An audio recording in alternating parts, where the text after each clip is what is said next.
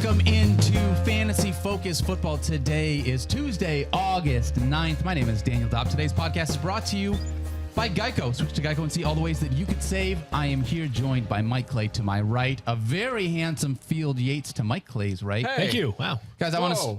What about me? I mean, yeah. I'm just here. He's handsome. What am I? You could have put a little bit more effort into it today. I mean, what do you want me to say, Mike? I literally have Andy Reid on my shirt, and you're going to disrespect me. Yeah. Yeah, that's tough. I mean, Andrew Reid on my shirt. Yeah. Andrew Michael Reid. Yes. Is his middle name Michael? Do you know that for a fact? I don't. No, I threw it out there. Just threw it out there. What Okay. I do know for a fact, though, is that at 10 p.m. tonight, watch party at my house. Wow, for what? Hard Knocks, Detroit Lions Let's style, go. baby. I'm ready. All right. Let's do I'll be this. there. Dan Campbell, we already got kneecaps in the oven. Yep. All right, so we're working on kneecaps early. Okay. I'm bringing the Miller Lights. Got a lot of Miller Lights. Yep, So tons of those. We're ready for that. And I think between those two things, we're good. Miller Okay. Lights and That's all you kneecap. need, That's all you really. need. Yeah. Great. All right. Yeah, Sweet. HBO 10 p.m. Going to be a lot of fun. Today, we are going to do Double Trouble talking about the Chiefs and the Raiders. Raiders. Like Can you it. try that, Mike, real for me? Raiders. Mike, what a What's my crown jewel grade you there? are. D. It was a low C. I'll give you a C Started- because I want you to pass. But 71 on Started a slow, 0 picked to up as 100 went scale. on. Yep. All right, let's talk about some news. We got so much stuff to talk about, especially because these two teams in Double Trouble just are full of fantasy value here. But we're going to jump in right now. We're going to talk about some of the news. And right now, coming off the PUP list, Jk Dobbins, running back for the Ravens. Mike, we've been waiting to see what's going to happen with this running back room. Both Jk Dobbins and Gus Edwards have been hurt.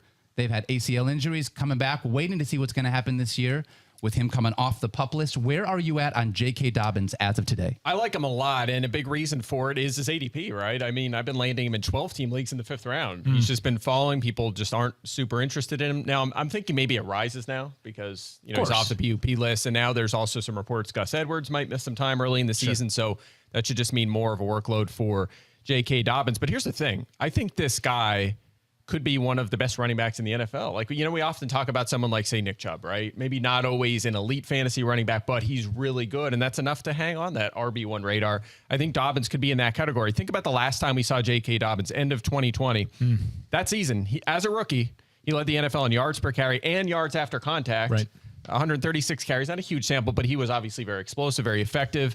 And he averaged 17.0 fantasy points per game in those last 6 games. So, yes, he might not have the volume of some other top backs, but he's going to be effective. He's a super athlete. It's going to be a good scoring offense. And they've actually been pretty good to running backs, certainly in the running game, right? They've been effective in that department. So I'm optimistic about him where he's going in drafts right now. Yeah, I think that's the problem, is that for people that aren't drafting until the end of August, that the ADP is going to be dramatically different than where it is now. You said the 5th round. It's somewhere around like RB 20 or 21, depending on how recently you have draft for Jk Dobbins. If you got him 2 weeks ago, you're feeling great about it. I just wonder if things will course correct over the next 2.5, 3 weeks, and that maybe things get a little bit too far ahead of where I believe the value is of Jk Dobbins.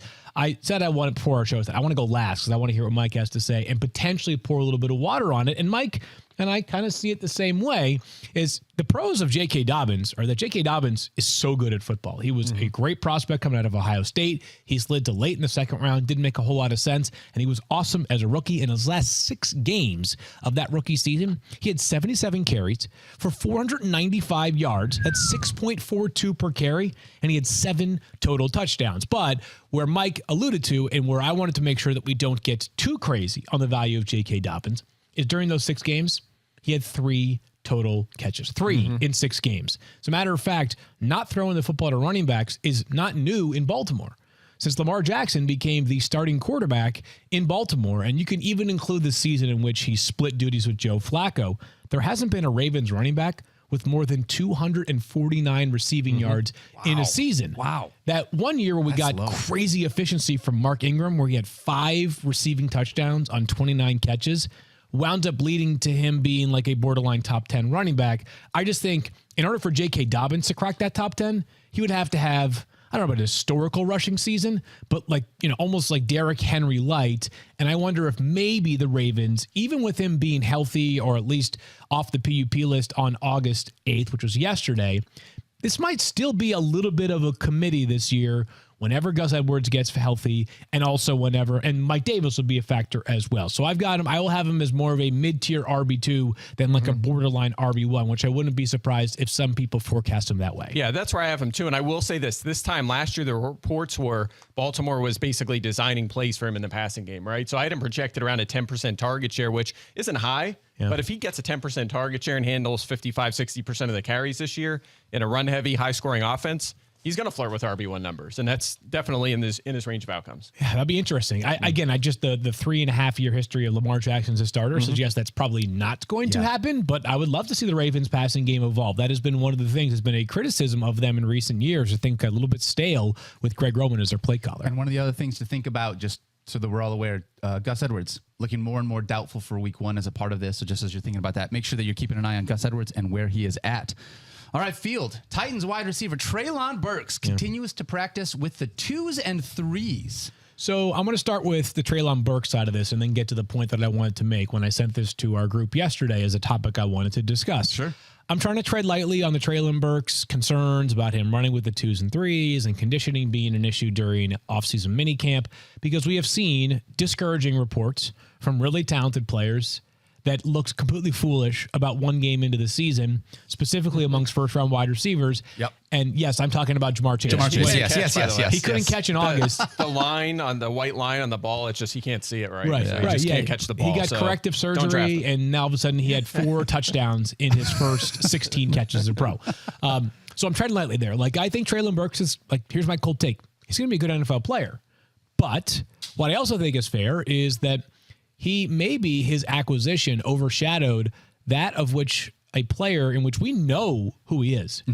I think there's a case that Robert Woods is the most undervalued player in fantasy football right now. Robert Woods' current ADP amongst wide receivers is 48. That's the 14th round. He's virtually free right now in your drafts. I'm way ahead of ESPN consensus. I have him as wide receiver 34.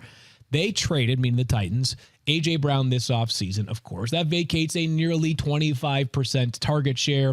Julio Jones was not good for Tennessee last year, but still, he's also not there anymore. The incumbent wideouts on that Tennessee roster, it's a very, very thin group just in terms of the guys coming back. And if Treylon Burks is going to need some time to get acclimated to the offense, this could be Robert Woods' basically job unto himself as the wide receiver 1.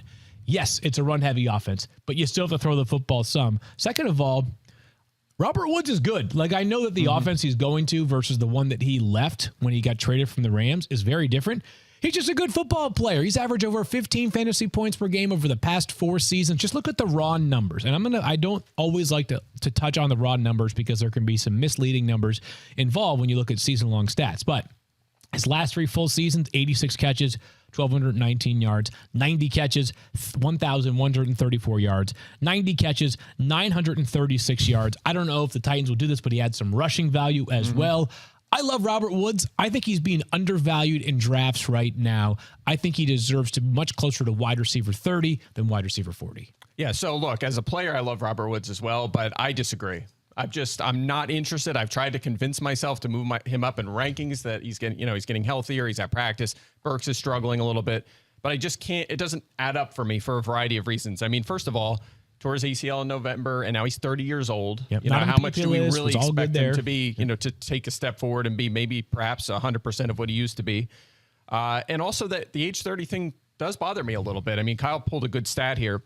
Only 3 receivers age 30 or older averaged even 10 fantasy points per game last season. Adam Thielen, Marvin Jones, and Cole Beasley. Also, again, you mentioned it, very low volume offense. It's something we've talked about with A.J. Brown, right? Where he couldn't really get over the top. As good as he is, maybe a top 5 talent at receiver in the NFL, couldn't really get into that consistent wide receiver 1 conversation in this low volume offense. And A.J. Brown scored a lot of touchdowns. Robert Woods is not a touchdown scorer. He is a career high of 6 at age 30 now. Yeah. So there's a lot of reasons why I just think his ceiling is so low. Maybe he'll flirt with wide receiver 3 numbers at his ADP. Fine, I guess, but I'm lower than him. I just don't see a path to him being a guy you feel great about starting every week. Yeah, we see it different, which is fine. That's good. That's healthy. I'm a bigger fan of Robert Woods. Do we do board bets on this show still? Should we make a board bet on this one? Yeah, we want to do that. Why not? Let's see. Yeah, absolutely. All right, so I've got him at 34. You've got him at 48. That puts us 14 spots apart, but like I want to aim how about like wide receiver I'll give you Wide receiver 35. 40. Oh, 35. No, What? listen, I'm optimistic here. Like Okay. I think so, and we have to throw the usual caveats in, but like Points per game, total points. points per game. Now, if he plays like 2 games, we can throw this Right. draft this bet out. But I think he finishes. I say Robert Woods finishes a top 35 wide receiver on a points per game basis this season. I say Robert Woods finishes outside the top 35 on a points per game basis this season.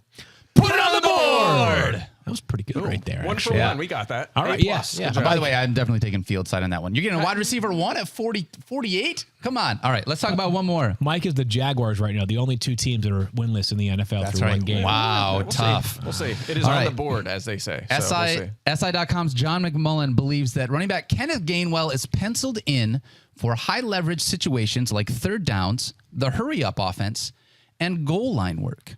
I'm curious, Mike. High leverage situations like third downs and goal like work. Man, Kenneth Gainwell just got a ton of value being the goal line and the pass catching back in Philly, unless I'm reading into this too much. I'm not buying this. Okay, got Look, it. He's going to play a role, right? We don't expect Miles Sanders to play 95% of the snaps, right? There's going to be some Kenneth Gainwell mixed in. We're going to see some Boston Scott here or there. Who knows? Maybe they bring back Jordan Howard for goal line work. It's possible. We don't know for sure how that's going to play out. But, first of all, I'm a little surprised by the Gainwell hype, right? I mean, this is a guy, low pedigree, day 3 pick from last year. Wasn't very good as a rookie. I mean, he scored a bunch of touchdowns. He was over his head. He had a little luck in that department, whereas Miles Sanders had some bad luck. But he faced a lot of light boxes. And we know that running against light boxes is going to lead to an inflation of your efficiency stats like yards per carry. But if you look at yards per carry against expected, and his expected was really high, he was well below average in that department. He was below average after contact. He was poor in catch rate and yards per target in the passing game. And he had like 50 targets. So it was a decent sample. So I don't know. I'm a little surprised by the hype here. I think it's essentially fading Miles Sanders and going to get the next guy, which to an extent I understand, but this is a guy that's never, I don't think he's ever going to be a feature back. He's never played more than 40% of the snaps 3 times. He has 5 career finishes better than RB38, or obviously in his first season. So I don't know. I'm just not, there's a lot of Gainwell hype out there. I'm much lower on him than the consensus. I think sometimes with this preseason hype, it's not so much what does it mean about the player who is being hyped up, but does it come at the cost of somebody else? Like, does this impact or influence your ranking of Miles Sanders? And it does not for me. Mike laid out most of the indicators that have me a little bit off the scent of Kenneth Gainwell. Just bottom line is that he's like 170 pounds, right? Like, is he ever going to be a featured back? Like he might have games where he ends up with 8 to 10 touches, but there might be plenty of games where he literally has 2 receiving targets, 0 catches, and 0 rushes. That's part of what feels so weird is how many third down pass catching backs are also the team's goal line backs. Like, these two things just feel like conflicting ideologies of what they're saying Kenneth Gainwell is going to be here potentially. Yeah, I just think I'm assuming in camp it's going to work the same way it would in the game, where he gets a series, and if Sanders needs to play off and they're at the goal line, Gainwell will still come in, right? That's not uncommon. You see third down backs, take a draw and score a touchdown. It happens. James White's done that, for example. You see it sometimes. J.D. McKissick's done it. Sure. So I'm not, again, it's just, we already had him projected to have 100+ touches, right? He's already going to play a role behind Sanders. We already knew that. Yep. All right. It's time, guys. I'm mad about this one. I hear it, Mike Clay. Get mad about something else. We're going to talk about Chiefs Raiders. Double trouble. Double trouble. Double trouble. As at this moment, they're on double secret probation. Look at that. Look at all of those names on that screen to talk about. Guys, there are so many people that are fantasy relevant from these two teams. And hate to do this, but just Kyle texted me that Kenneth Gainwell was listed at 200 pounds. So I just shorted him 30 pounds. Wow. My bad, Kenny Yikes. G. But still. I thought he was somewhere in the middle of that, but nonetheless, always Not been exactly always Derrick been Henry. a situational. But yeah, exactly. Yeah. All right. Let's talk about the Chiefs.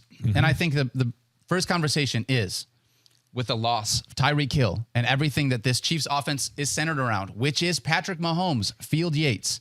How does Patrick Mahomes' fantasy value change with the loss of Tyreek Hill heading into 2022, if any at all? I would say that losing Tyreek Hill does not make you a better fantasy quarterback under any circumstances. Tyreek Hill is really, really, really special. But I'm more focused on the fact that Patrick Mahomes is like a potentially transcendent generational talent at the quarterback spot. And there is only 4 games in his career in which he has not had Tyreek Hill on the field. Here are those 4 games in terms of passing yards only. Okay. 443. That's a lot. 374. That's a lot. 315. 321. Mike Clay is the godfather of telling me the things like regression and sample size matter. So I'm mindful of the fact that it's only been 4 games. But if you asked me today, if I were to build a franchise tomorrow and pick a quarterback who I would start it with, I'd probably give you this answer. Patrick Mahomes. He's unbelievable. He has more games in his career with 30-plus fantasy points than he does games in his career with single-digit fantasy points. He is literally more likely to have a week that some quarterbacks are not going to have at all this season in any given week than a single-digit game. The floor is immensely high. The ceiling's immensely high. And I have enough trust in this Chiefs offense that we'll talk about the options at wide receiver to replace Tyreek Hill, but they're going to find a way. They're going to find a way to average close to 30 total points per game. I think Patrick Mahomes is still good to have somewhere between 22 and 24 fantasy points a game again this season. Yeah, look, I'm with you. I'm not going to say anything negative here about Patrick Mahomes. To your point, probably or arguably the best player in the National Football League. Last year, we saw defenses make a major adjustment against him, right? Running so many deep safeties. We saw a ton of cover 2 against them, just a massive amount. It wasn't even close to the next closest team in the NFL. They gave him the ultimate amount of respect. And what did he do? Well, he still was QB5 on a points per game basis, which, by the way, his second worst season of his career. He was still through 37-plus passing touchdowns. He was still top 6 in attempts, completions, yards, and touchdowns. And he had a career-high 381 rushing yards. So he took advantage of fewer players in the box and around the line and ran the ball more often. This is an Andy Reid offense. It's super pass-heavy. They have a terrific offensive line. Yes, he doesn't have Tyreek Hill. He still has a lot going his way. I'm not worried at all. He's my QB2. He's been all offseason. It's Allen. It's Mahomes. I know some people have Herbert up there. Even Lamar Jackson. I'll take Mahomes, too. All right.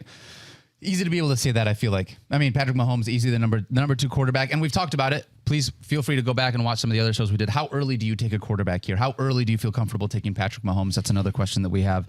Something that you want to look at, but definitely a guy that you know that Patrick Mahomes is going to turn it on again this year. And by the way, to answer that, I'm not a big on going early on quarterbacks. If he fell a little bit past his ADP, then I'm thinking about it depending on what's on the board. But usually I'm waiting a little longer. Like we talked about Aaron Rodgers, you can get him, 5 rounds later? At least. Happy to do that. But again, if you're taking Mahomes, I have no major problem with it. You know he's going to deliver. Yeah, you can get Derrick Carr 10 rounds later. All right, so let's talk about expectations for CEH Field as we talk about everything within this passing offense. Really quickly want to touch on the running game because Clyde Edwards-Helaire has been tough for fantasy managers over the last 2 years.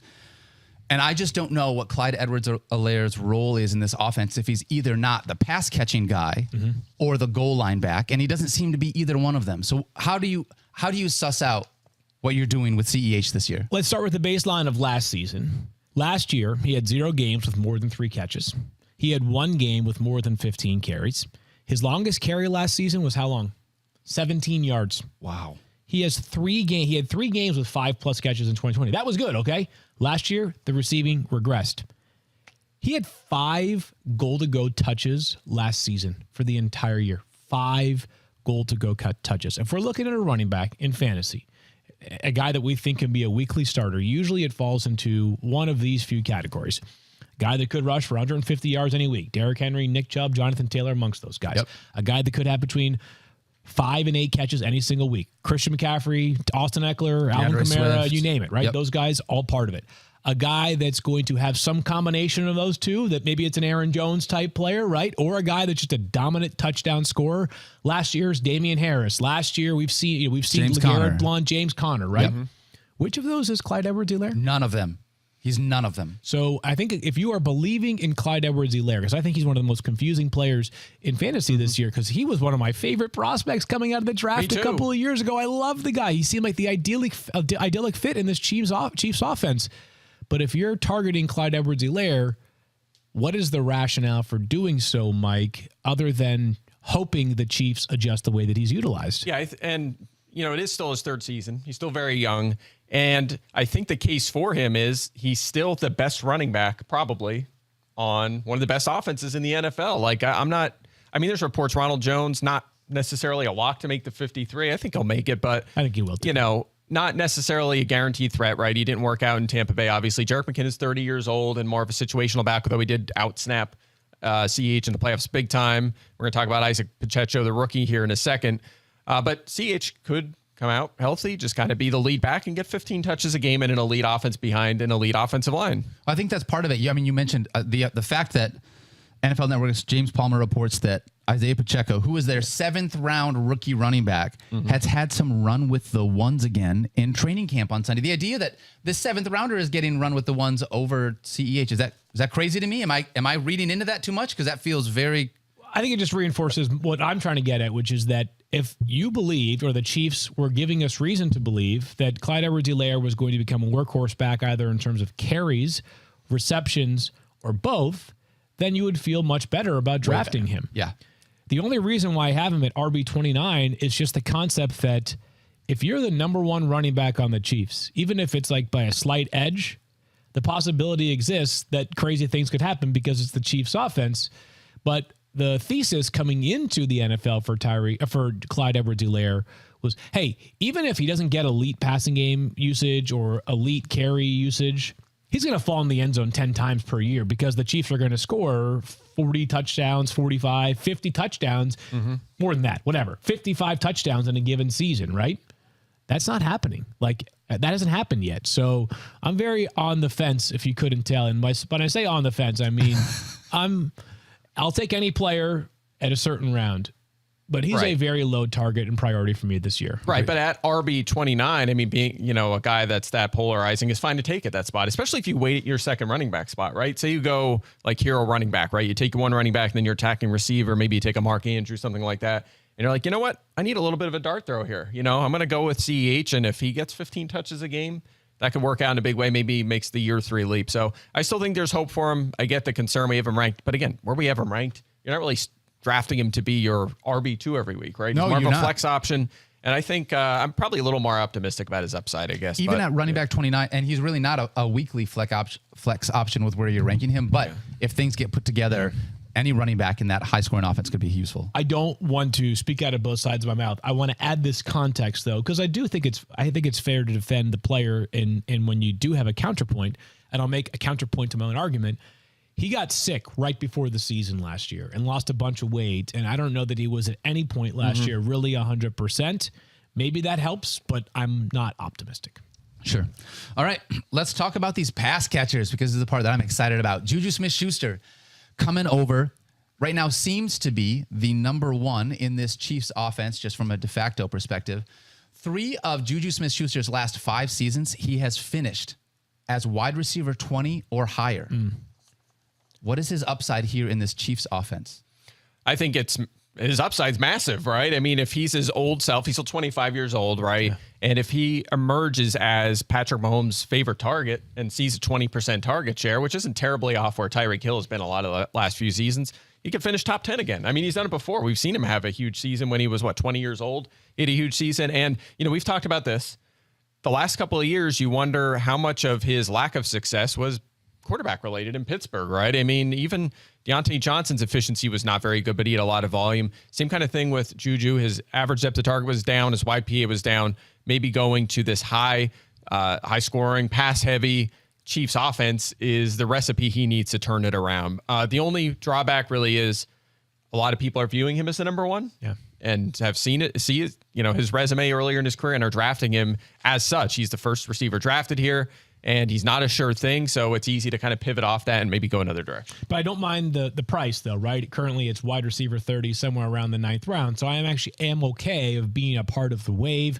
I think with the Chiefs, we all agree. Well, I would imagine that most of us feel as though it's unlikely that somebody has a Tyreek Hill level role in this offense, both in terms of usage and also output, right? Is that we can agree on that? Agreed. Okay. But I also think we believe that there is an opportunity for somebody to crack like the top 20 of wide receivers, even if not cracking the top 5 of wide receivers. And I think that what you have to do, and this kind of reminds me of the Packers conversation, you kind of have to decide on one and be that player is the one that you are believing in the most as the most likely to achieve that potential top 20 status. And there are stats you could use to back up the Juju Smith-Schuster argument. The fact that he did have an 111 catch season a few years ago. He was the Pittsburgh Steelers team MVP during a year in which Antonio Brown was still on the roster. Like, I think it just comes down to this. I have watched at the professional level Juju Smith-Schuster, Marquez Valdez-Scantling, Mecole Hardman. I have not yet at the professional level watched, of course, Skye Moore because he's a rookie. But of those three veterans, the guy that I have seen look like the best, most consistent player is Juju Smith-Schuster. And the fact that he was not utilized down the field much in recent seasons did not necessarily help his big play potential, but it does help for potential efficiency, because if you're going to get 125 targets from Patrick Mahomes, I don't care if your ADOT is minus 25, we'll take those catches. I think to your point, for me, one of the things I'm thinking about, you mentioned that season where he had 111 catches. That was the same year. Antonio Brown had 104 catches for 1,300 yards and 15 touchdowns. That's a thing. I mean, Travis Kelsey could put those numbers together, and we watched how Juju Smith-Schuster still put up great numbers there. I'm curious, though, as a part of that field, you talk about this. 35% target share with both Tyreek Hill and Byron Pringle leaving, 219 targets. We assume Juju is going to get a lot of that. But there's a lot of other wide receivers now here in this offense, Mike, and I'm curious, not only with Juju Smith-Schuster, is there another pass catcher behind Juju that you think is worth rostering, or who is your favorite non-Juju Smith-Schuster wide receiver here in Kansas City? Right, so it is Skye Moore to answer that question. I'll get into it in a second, but we just had a graphic if you're watching the video, and it's the ADP of these four guys, right? These four receivers we're talking about. Yeah. And none of those, like when you draft a guy, especially after the first few rounds, you don't want to say, this is probably a ceiling, right? None of these guys, I feel like, are at their ceiling, right? So you could feel good really taking any of these guys. Juju's at wide receiver 30 is his ADP. Skye Moore is wide receiver 50 for those that aren't able to watch. Mecole Hardman is wide receiver 56 is his ADP, and MVS is wide receiver 59. Right, any of those could blow those out of the water. Any of these guys could be wide receiver 3s this season. Juju certainly higher than that, but the guy from that list aside of Smith-Schuster that I would take is Skye Moore, right? A little bit of the excitement of the unknown. He's a second-round pick. The NFL, as far as second-round receivers go in the NFL the last decade, it's been pretty good. We've had a lot of home run picks, and Moore is very good. Super high volume at Western Michigan. Very high adjusted catch rate. He was extremely efficient. 4 drops on 256 targets at Western Michigan. Awesome. By all accounts, camp reports are good. He's now listed with the starters on their unofficial depth chart. Not uncommon for rookies. Not worried about that. MVS and Smith-Schuster are. I think he's the guy that has the highest ceiling behind Smith-Schuster here. I don't really want to make the case for Marquez Valdez-Scantling, but I just will do so because I am intrigued by the fact that he got a 3-year, $30 million contract from the Chiefs. We all know that he played with Aaron Rodgers. If Patrick Mahomes is the best quarterback in the NFL, Aaron Rodgers is not far behind. If you couldn't get the job done with Aaron Rodgers consistently, I don't know that there's necessarily a strong case as to why you are guaranteed to succeed elsewhere, right? He played in a really good offense with a really great quarterback. That being said, perhaps the Chiefs are a bit more committed to him. He was more of a role player in Green Bay than I think a $10 million per year contract would suggest in Kansas City. And the good thing about Marquez Valdez-Scantling is that if that role increases, he has a really lethal skill that could be good. He could be Will Fuller, right? He is an awesome down the field threat. Yeah. He led the NFL in average depth of target last year. He's one of the elite deep ball receivers in the NFL. And I'm thinking about Will Fuller during his heyday with the Texans, where you had to live with the occasional 2-catch, 34-yard effort, but it might be sandwiched by 5 catches, 100 yards, and a touchdown. And by the way, a week after that, 157 yards and 2 touchdowns. So that would be absolute best case scenario. I'm not totally optimistic it will happen, but in the context of late round picks, wide receiver 59, good things could happen when you play with Patrick Mahomes. Maybe DFS tournament play, right? For those who are playing best ball, these are the ideal targets you're looking for. By the way, I think the way, you expect Smith-Schuster and Skye Moore to be more of the high volume targets. You have MVS as the lid lifter on the perimeter, right? And then, of course, Mecole Hardman, actually, since he entered the NFL, second in yards after the catch behind Deebo Samuel. Yeah. He's been effective in that role. Yeah. Probably plays a similar role going forward, maybe involved a little bit on returns as well. All right, last one here to talk about Field. It's the man. It's the guy that has been the king at the tight end position for what feels like the last decade. He turns 33 this year, which is my only concern. How do you feel about Travis Kelsey, and is he still someone that you can take in the first round of your fantasy draft? I would make the case, once again, that Travis Kelsey is the safest player in fantasy football and perhaps the most consistent player in fantasy football. Over the past 6 seasons, I'm going to give you a list of every single player in the NFL that has at least 80 catches. I love these lists. Travis Kelsey. Okay. That's it. I'm going to give you a list of every player over the past 6 seasons that has at least 1,000 receiving yards in each of those seasons. Okay. Mike Evans, and Travis Kelsey. That's the list. They're good the players. floor has been set. By the way, over those past 6 seasons, Travis Kelsey has at least 9 receiving touchdowns in half of those 6 seasons. This is an unbelievable cyborg at the tight end position that I'm not sure we appreciate enough.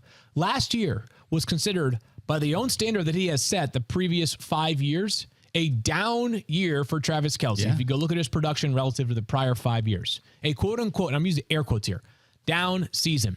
He was still the 14th highest non-quarterback in terms of fantasy points last year. He does not miss time. I am not concerned about the age, not for 2022. The Chiefs aren't either. They recently just gave him a pay raise for this year to embolden their stance that he is a focal point of everything that they do. And he has been massively targeted over the past 6 seasons. That number could go up because they traded away Tyreek Hill. I am all in on Travis Kelsey. Once again, I think he merits back end of first round conversation. Yeah, look, love Kelsey, elite player, fine with him at the end of round 2. The only problem is he's going early in the second round, so I just haven't drafted him. I see. I wouldn't go that far just because we did see a little bit of a slip last year, right? Low catch rate, yards per target, target share, end zone targets. He only had 4 of those. Everything kind of slipped a little bit. Do we expect that to bounce back? Maybe. I do, Maybe they do. At age 33, I'm not so sure. The Chiefs also have, as we'll get to in a second, the hardest schedule in the NFL this season, which I could mean throwing, I guess. It certainly could. But does his target share go up in his age 33 season? I'm not so sure about that. But again, I'm being picky here, right? Still a mid-range, maybe back-end round 2 target. I prefer Mark Andrews. I do. More in his prime and obviously outscored Kelsey easily last season. I would lean that direction. But again, I'm being picky here. Yeah. Kelsey still a premier fantasy asset. Let me reiterate. I'm okay with him back end of round 1. Like, it's ahead of where his ADP is. That's a little higher than me. I'm being clear. Like, I feel that way because on top of all the production that we were talking about, the positional edge that you're going to gain, right? Yep. There are 2 tight ends that we think are in kind of maybe 3 tight ends that are in like a super elite tier, but that bottom drops out really quickly. And you have Travis Kelsey and your opponent has, Noah Fant or Albert Aquabenam as their starting tight end. You could be looking at a weekly edge that is somewhere in like 12 or 14 points in a given week. I feel like Travis Kelsey, and hear me out on this because it might take a minute to get there, but Travis Kelsey is like the Tom Brady of the tight end position in the fact that there are a lot of people that I feel like have been waiting for Tom Brady to be able to fail as he has gotten older. And people just keep buying and keep buying and keep buying, and he hasn't let people down yet. And I feel like with Travis Kelsey at this position, we're starting to get to that point where if you're buying here in the age 33 season, you're saying, I'm going to go against what seems like it would make sense. And people did that the last 2 years with Tom Brady. I feel like that's been continuing to happen. And right now, it's tough to be able to say that you don't trust Travis Kelsey when you've just seen what he's done over the last 10 years and what he's going to probably continue to do. All of the things aside that you have said, Mike, I totally understand all of that. He's still going to be, I think, the number one focal point in this office. That's almost like another quarterback that's been good every year, and then you guys are just calling him a bust this year. Aaron Rodgers, kind of like that. So what you mean? Like, yeah, it's similar. Like I guess it's kind of like that. Yeah. Yeah, sorta maybe. My earpiece just fell out. What did Mike say? Oh yeah, nothing that you need to worry about. Okay. Caesars has the Chiefs at 10.5 wins, guys. I'm curious. 10.5 in the AFC West is a tough division, but give me the over. I have them at 10.1. They have the hardest schedule in the NFL. It's hard to imagine them not getting to 11 wins, which bothers me a little bit, but that division is tough and it could happen. A slow start. Maybe they're, at the tough slate 2-4 or something. It takes a while to get back to 11 wins. So I'm not going to bet this one. I wouldn't bet it. I would fade it. But if I had to pick away, I'm going under. Watch Daily Wager with our friends Doug Kazarian, Tyra Fulgham, Joe Fortenbaugh, Aaron Dolan, Mike Clay, Anita Marks. Great crew. I'm taking the over. Thank you, Daniel. I'm going to do it. Too easy. You want to hand that over to Field? Lions 10-6-1 this year. That's right. That's right. That's the only reason why. Have to have that tie. That's right. All right, we'll come back and talk about the Raiders in a second. But first, when it comes to choosing the top running back, wide receiver, quarterback, even which defense is right for your team on any given week, you know where to turn. But when you're trying to decide on the right credit card for your wallet, the right mortgage lender for your dream home, or the right savings account, where do you go? The nerds at NerdWallet are here to help you make a smart financial decision. NerdWallet is a personal finance site run by money nerds. Think people as obsessed about personal finance as we are about fantasy sports, who want to share their knowledge with our listeners to help them find the right financial products for them. Let's say you're looking for a new rewards credit card. NerdWallet can help you compare cashback cards side by side, so you can feel confident choosing the one that suits your spending. Think of them like your weekly wide receiver PPR rankings, but you're comparing the top credit cards that work for you. Ready to make a financial decision? Compare and find top credit cards, savings accounts, and more at nerdwallet.com. NerdWallet, the smartest decision for all your financial decisions.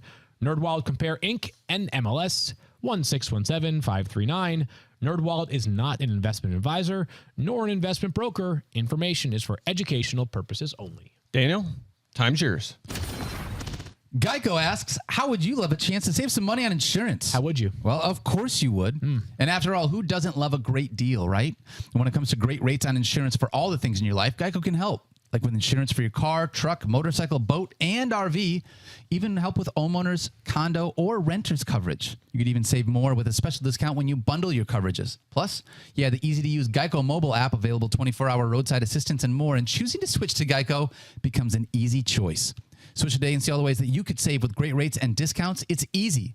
Simply go to geico.com to get a rate quote or contact your local agent and see how getting started is so easy and could save you so much money. That's geico.com. All right, it's time. Mike, I'm going to give you one more shot. One more shot. You want to do it? This is going to make up for the first Raiders one that you did. You ready? Yeah, I don't think you're going to like how... Oh, okay. Okay, one more. The Raiders. That was a little, that was better. That was better. Sounded a little tougher. It was. Not really to nail it. Like, I need Chris Berman to step in for me. Mike, you have a lot of skills. That's not one of them. I didn't say it. You did. I said it.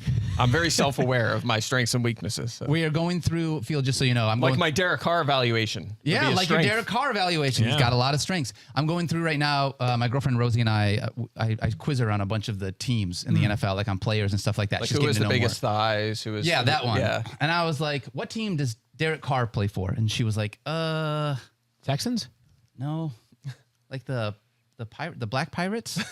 And I was like, all right. I was like, what about Kyler Murray? And she was like, I think he's either the Redbirds or the Purple Birds. I don't remember which one it is. So now, like, every teammate, phase, which would have been hilarious. it's just like every team is like plays for the phase. That'd be so good. There's a video. Do you ever see the guy just showing his dad the logos, and the dad was just like saying what they guessing are? what team name? It's Oh, hilarious. so They good. do it for like all 32 teams. I love it. That's out there on social somewhere. That being said, I am in on the Raiders this year. They are going to score a ton of points. They are in the best division in football. Field. We talked about Derrick Carr yesterday as one of our sleepers. Yeah. I'm just going to hand it off to you. Are you comfortable with Derrick Carr as your starting quarterback in a 10-team league? Yeah, I actually am. And I would make the case that there are actually 15 quarterbacks this year that I am comfortable leaving a draft with in a 10-team league. I know that sounds a little bit counterintuitive, but there are 15 of them. Derrick Carr is quarterback 14, so he is 14 on my list of those 15. The case I made yesterday was pretty straightforward. I'll reiterate it for those that maybe missed the show, is that last year he finished top 5 in the NFL in passing yards. He led the NFL in passing yards 2/3 of the way through the season and had just 23 passing touchdowns. That did not include a single player inside the top 20 of receiving yards. They're going to have to pass it a lot because of the division that they play in. And now you have Devonta Adams, Darren Waller, Hunter Renfro. There is at least a case for them having the best 1, 2, 3 punch amongst pass catchers in the NFL. I think Derrick Carr is very good. Wouldn't surprise me if he has 5,000 passing yards this season. Yes, but here's the thing, and I said this yesterday, right? Top 5 in attempts, completions, yards. Still didn't have his first career top 10 fantasy season, right? So he's just not an asset with his legs. That's not going to change, right? He's career high 140 rushing yards. He has 6 rushing touchdowns in 8 seasons. That's always going to limit him to some extent in fantasy, even if he puts up big passing stats. And that's my concern. Can he finish QB 10 or 11, maybe 9? Sure, but I just feel like that's a ceiling, right? That's a ceiling. He's a back-end QB1 at best. And so it's funny. We both have him ranked QB 14, right? So best case, he's like a good QB2. But I guess the tier is different for me, right? Like I think there's more of a drop off after your top 10 or 12 guys to Derrick Carr. So I'm not as high on him. I just worry about the ceiling from a fantasy perspective. Like him as a player, he's underrated as a player, but in fantasy, the ceiling's not there for me. I would just say that kind of comes back to what we discussed yesterday, is that like, even if you have Aaron Rodgers as a quote unquote perceived bust, like what's the floor for him? It's still like quarterback 13, right? So like a sleeper for a quarterback in Derrick Carr. It's not like I think he's going to be drafted as quarterback 15 and will finish as quarterback 4. But if he creeps inside that top 10, which I think is viable, finishing as quarterback 8 still makes him a tremendous value. Absolutely. I think that too.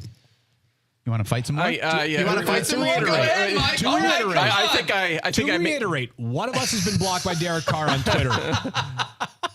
I mean, I've been right though. I mean, Wow. I'm just saying he's never been top 10. He has never been top 10. Wow.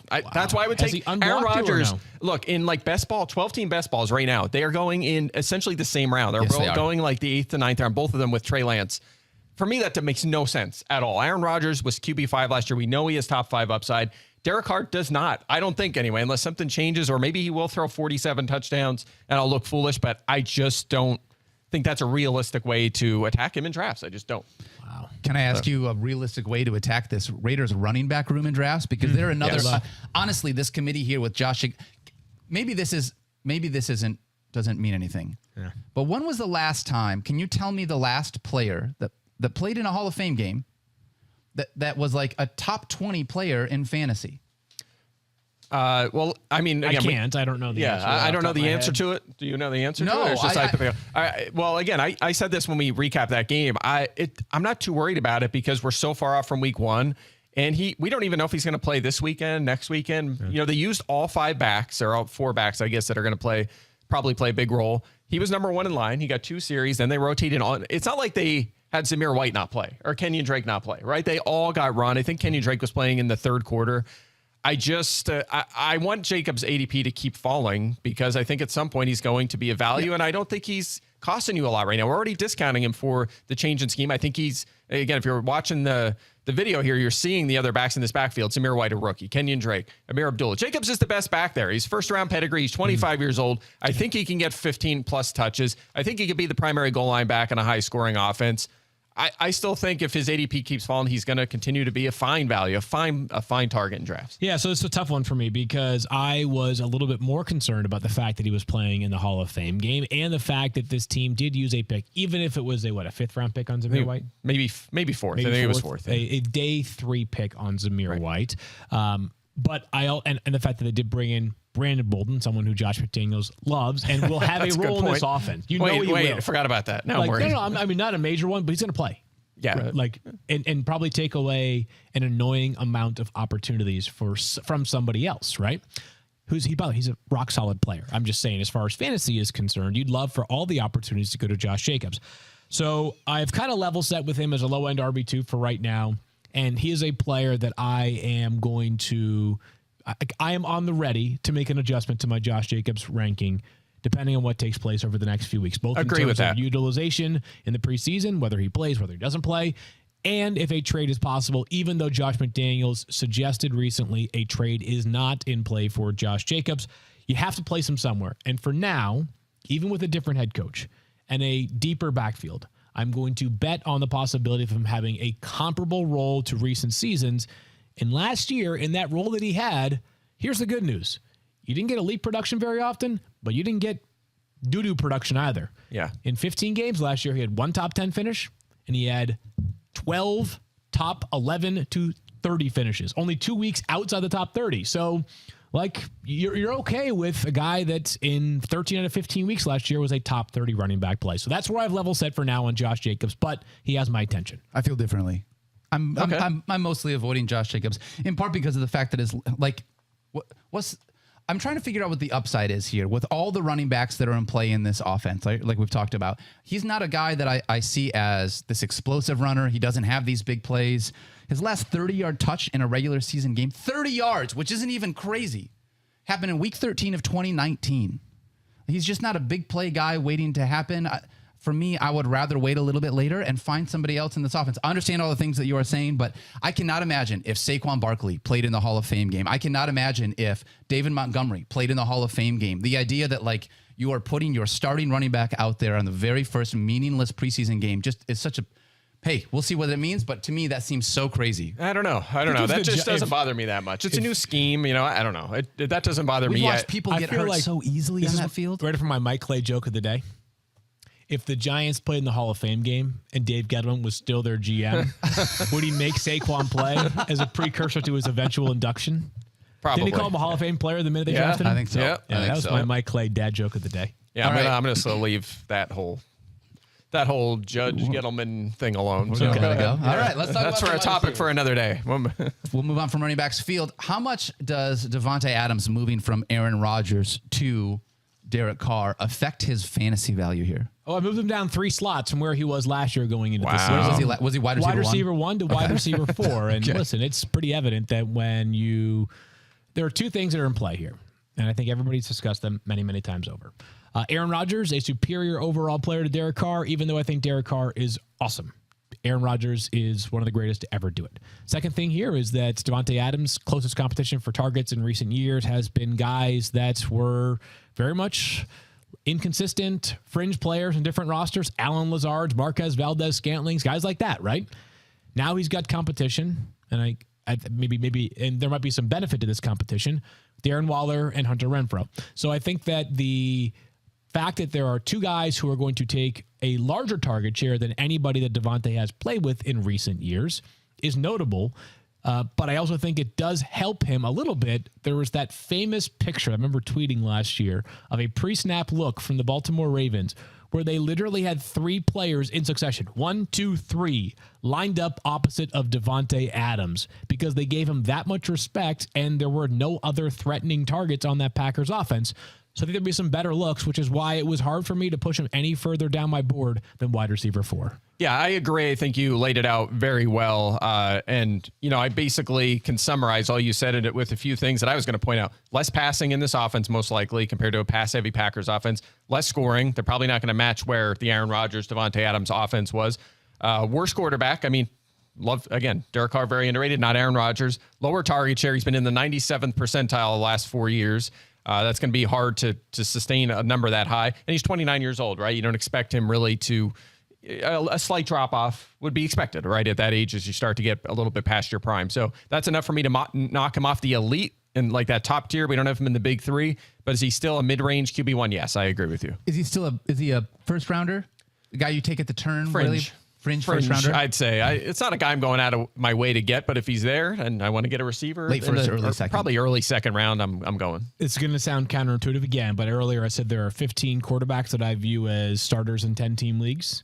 There are between 15 and 17 players that I view as viable first-round picks, that if somebody took them at the end of the first round, even like Stephon Diggs, who might be lower, who is lower on all of our boards amongst wide receivers, if he goes 10, I'm not going to be like, you took an awesome player who has Josh Allen as his quarterback? Yeah. Wow, how dare you? Yeah. Devonta Adams also in that mix. That's fair. All right, Mike, I want to ask you about Hunter Renfro now because we watched Hunter Renfro come on last year, especially without Devonta Adams being in the picture. 21.4% target share, up from 17.6% the year before. We loved being able to see him mature and grow into the player that he became last year. Does that continue, or has he sort of capped his ceiling with the addition of Devonta Adams here? Yeah, so look, he was a top 15 fantasy wide receiver last season, and they added, obviously, Adams, Waller's healthy, a new scheme here, and we have him ranked. I have him 31st. His ADP's 32nd, right? We're all kind of in the same vicinity. Feels a little higher. We've already kind of knocked him for those changes, right? And I think he's fine where we have him. He's going to be a short range, somewhat high volume target, right? I think he still has a really good connection with Derrick Carr. He's very reliable. His efficiency is outstanding. Catch rate, yards after the catch. But he's not going to, I don't think he'll score a ton of touchdowns. That number will probably come down a little bit. I have him at 6, and he's not going to do a lot downfield. They don't need him in that department. So it's going to limit his ceiling a little bit, but in PPR, he'll be fine. I think he's a wide receiver 3. I have him at 27 right now on my wide receiver board. I was actually higher not that long ago, and I decided to just take a little step back here only because of some of the factors that Mike just relayed. But there's a case for him to be higher in the wide receiver ranks. I think the prevailing thought for me is that Hunter Renfro is just awesome at football. He's an incredible route runner. As Mike mentioned, extremely reliable target. Josh McDaniels has had a history with wide receivers playing out of the slot to great effect. 100-plus catches were a reality for Wes Welker for several years, and then Julian Edelman, Danny Amendola had rock solid, not as solid as those 2 other guys, but really good seasons. wouldn't stun me at all. And he's a good insurance policy in the event that Darren Waller, who in recent years has dealt with injury issues, specifically last year, if he's out, we saw what happens with Hunter Renfro. Even if Devonta Adams is your wide receiver one, you could have two guys pacing inside the top 15 amongst wide receivers. And by the way, if you adjust for target location and look at like catch rate over expected, yards per target over expected, Renfro's numbers almost identical to Devonta Adams since he's been in the league. Crazy. I mean, he is really, really effective. He's just a good player. I'm fearful. I am fearful of what happened with 27 being too low on Hunter Renfro. Does not miss time either. So maybe it'll be one of those where I think the weekly ceiling is tapped relative to other guys who are ahead of him. But depending on how you build your roster, if you take a swing on someone as an example, like DK Metcalf, this might be a nice guy to have on your roster as your wide receiver 3 or flex option because you might have to live with a DK Metcalf or a Mike Williams boom week offset by a bust week. That's the classic. Choose the NFL player in this photo, and you put up Hunter Renfro and DK Metcalf. And it's like, surprise, they're both NFL players, guys. Yeah. That's what's so great about it. All right, let's talk about Hunter Renfro. Let's talk about Darren Waller to close this thing out. Field. Yep. Darren Waller, right now, is he a value at his current ADP, given the fact that you talked about it? You already mentioned it when we talked about Travis Kelsey. It feels like there's probably that top 2 or 3 with Kelsey, Andrews, Pitts, and then we get into that Darren Waller spot. Do you think that he's a value with where he's currently being drafted in leagues? I think he's an okay value. He's going in the 6th round, right, which is 4.5 rounds later than Kelsey and maybe even Mark Andrews in your draft. He's got a chance at 100 catches. I don't think that all 3 of these guys are going to have 100 catches, but it might be that Waller has 100, Devonta Adams 105, and Renfro has 80. And I think that would be a successful season, by the way, for each of them. That's okay. Super talented guy, right? I mean, he's a former wide receiver who converted to tight end and did so to great effect. He is one of the best players, period, in the NFL. His health last year obviously impacted his play. Yep. But yeah, I think he's a fine value. Again, like this is towards the edge of where tight end play starts to really potentially fall off like the elite cliff. You get into a next tier of guys that include the likes of Dalton Schultz and TJ Hawkinson, who I think are really, really solid plays. But in the 6th round, especially if you've already loaded up on those running backs and wide receivers, I think he's a fine value where he's at. Yeah, I think he's fine where we have him. I mean, here's the thing. I have him tight end 4. If the Raiders did not trade for Devonta Adams, I would probably still have him tight end 4, right? I don't know that I would jump fair. Kyle Pitts, right? So maybe you take him a few picks earlier. But I don't really like that tier where, 5th, 6th round, George Kittle and Darren Waller kind of go together. George Kittle obviously got a more, quarterback change, kind of uncertain, more run-based offense, obviously with Trey Lance there. And Waller got a lot of competition around him after he kind of disappeared after week 1 last season. He was just not scoring and was very underwhelming in fantasy. Now he has Adams in this offense. So he's fine where he's going. I think we have him properly ranked. I'm not really going out of my way to pick him. Yeah, I don't have a super strong take on this one. I think he's going at a fine spot right now for Darren Waller, who the 2 years prior to last year was a bona fide rock star with less competition. Hunter Renfro had not broken out to the degree they did last year, and obviously no Devonta Adams, but he also could benefit from those 2 guys, just like I made the case that Devonta Adams could. Darren Waller is going to have plenty of opportunities this year. I wonder if he'll get a contract soon, too. He has been absent from practice over the past few days, and not that teams are required to report injuries during training camp. I wonder if this is one of those hold-ins that we have seen throughout the NFL that has resulted in big deals. He certainly is worthy of a raise because if you look at his last contract, it is not near the top of the tight end market anymore. Should we start a Darren Waller for Roquan Smith trade rumor right now? Should we do that? Did you just do that right now? Should we just start? I'm hearing from sources. You just did it. My daughter reported that this morning. She's hearing that. So the Raiders really quickly to that would close be spicy. That would be spicy. Raiders 8.5 games from Caesars, over under 8.5. Mike Clay. Man, this line is way off. I'm at 8.4. Stop it. 4th hardest schedule in the league. It's just a tough conference. I mean, I have them finishing last in that division in what is going to be a really, really good division. It's not really a disrespect to them, but it's going to be tough to make the playoffs just with the competition in that division. So I have to lean under. Is the 4th place team in that division win 9 games? It pains me to say this. I think the 4th place team wins 8 games. Right, exactly. They had a great run last year. They had 6 walk-off wins last season. Yeah. Right? If a couple of those coin flips go differently, we're talking about this team in a different light. I will go with 8 wins for the Raiders and take the under. I will. You both took the under? Yeah. I'm going to take the over. Nice. Let's go, Derrick Carr, baby! All right. Please don't block me on Twitter. We're going to come back and do a couple more deep sleepers and late round flyers to close out the show. But first, Mike. That's Miller Lite Mike. That's right. Miller Lite Get Mike. it right. Summer, my friends, is all about outdoor cookouts, meeting up with family, and determining the draft order of your fantasy football league. You know what that means? Plenty of Miller time. Yeah. The delicious taste of Miller Lite is what summer is all about, no matter what you're doing. And with just 96 calories and 3.2 carbs per 12-ounce serving, it's the perfect light beer to sip on all summer. In a world of endless scrolling through delivery options, you know what you're getting when you get Miller Lite. Beer.